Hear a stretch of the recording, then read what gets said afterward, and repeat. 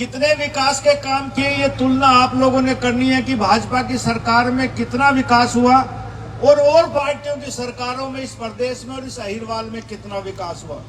मैं दावे के साथ कह सकता हूं कि इन 10 सालों में भाजपा की सरकार आने के बाद जो इस गुड़गांव और अहिरवाल में विकास हुआ उतना कभी 50 साल में भी विकास नहीं हुआ। आप किसी भी लाइन में ले लें। नमस्कार, SPN 9 न्यूज में आपका स्वागत है। अहिरवाल ने तीसरी बार हरियाणा में बीजेपी की सरकार बनाई।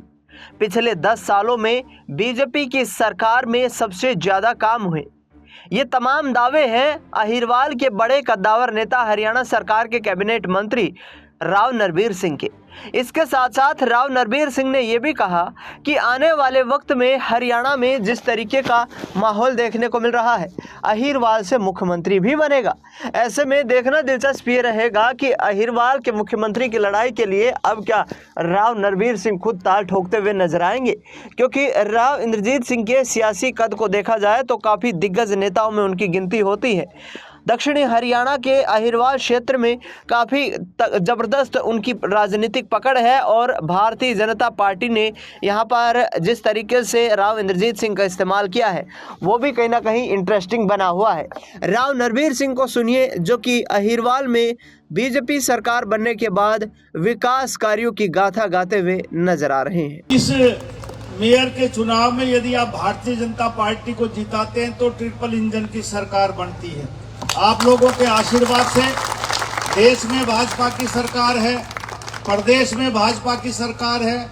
आप लोगों ने देश और प्रदेश में इन 10 सालों में विकास की गाथा लिखते हुए इस अहिरवाल में देखा है।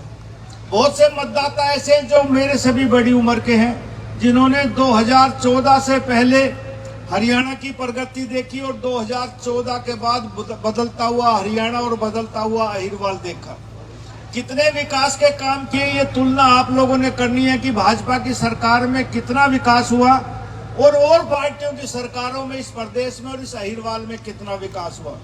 मैं दावे के साथ कह सकता हूं कि इन 10 सालों में भाजपा की सरकार आने के बाद जो इस गुड़गांव और अहिरवाल में विकास हुआ उतना कभी 50 साल में भी विकास नहीं हुआ।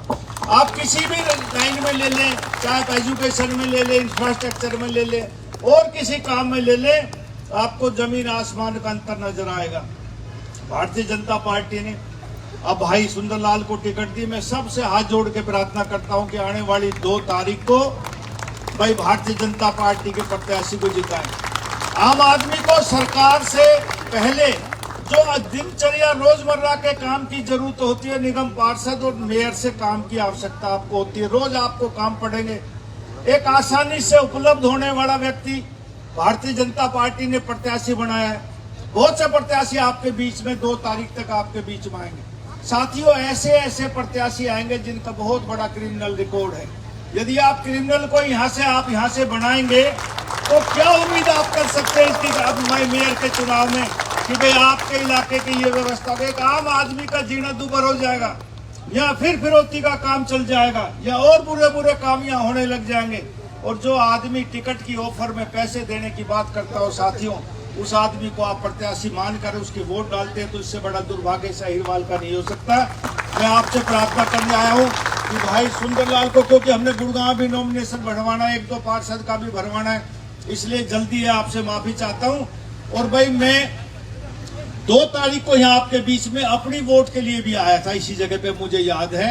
मेरा भी आपने समर्थन किया, उसका आपका बहुत बहुत दिल की गहराई से आभार, बहुत आपका शुक्रिया कि भाई आया हूँ। इसकी भीड़ में पहले भी इसकी भीड़ में आया था, मैं वोट मांग के गया था, आज शुक्रिया करने का मुझे अवसर मिला, तो आपका बहुत शुक्रिया। और मैं विश्वास दिलाता हूँ कि जिन इच्छा और उम्मीद से आपने हरियाणा में भाजपा की सरकार तीसरी बार बनाई, उस इच्छा और उम्मीद से भी हम आपके इलाके के ज्यादा विकास के काम करेंगे। लेकिन हाथ जोड़ के प्रार्थना, जैसे आपने विधानसभा में और लोकसभा में आपने भारतीय जनता पार्टी को जिताया, आने वाली 2 तारीख को मेयर के चुनाव में मेरे भाई सुंदरलाल को भारी बहुमत से आपका बहुत शुक्रिया भाई सुंदरलाल सरपंच। लेकिन इस चुनाव को आसान चुनाव मत समझना। देखो, चुनाव कोई भी हो दुनिया में आसान नहीं होता। चुनाव में वर्कर ही चुनाव जीतता है, वर्कर ही चुनाव हारता है। आप लोग यदि मेहनत करके दिन रात एक करके यदि आप भाजपा के प्रचार प्रसार में लगेंगे तो मुझे पूरी उम्मीद है कि जब हम यहाँ लोकसभा में जीते, विधानसभा में जीते, तो मेयर का भी प्रत्याशी हमारा यहाँ से जीतेगा। लेकिन आपका समर्थन, आपका सहयोग नहीं मिलेगा तो साथियों ये कामयाबी नहीं मिलेगी। इसलिए फिर एक बार हाथ जोड़ के आपसे प्रार्थना करता हूँ कि इस चुनाव को अपना चुनाव समझ के और आपसी मतभेद भुला करके, बहुत से लोग टिकट की प्रत्याशी होते हैं भाई, टिकट पार्टी एक को दे सकती, सबको नहीं दे सकती। उन जिन साथियों को टिकट नहीं मिली उनको भी मैं हाथ जोड़ के प्रार्थना करता हूं कि जो पार्टी ने फैसला किया वो सर माथे पे, और अब अपने गिले शिकवे भुला करके भारतीय जनता पार्टी का जो कमल का निशान लेकर आया है उसकी आप सब मदद करें।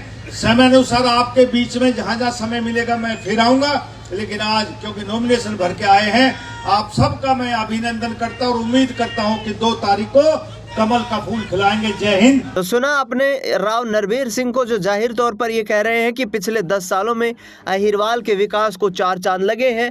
हमारी कोशिश ये रहेगी कि हरियाणा में ज़्यादा से ज़्यादा विकास अहिरवाल के क्षेत्र में करवाया जाए।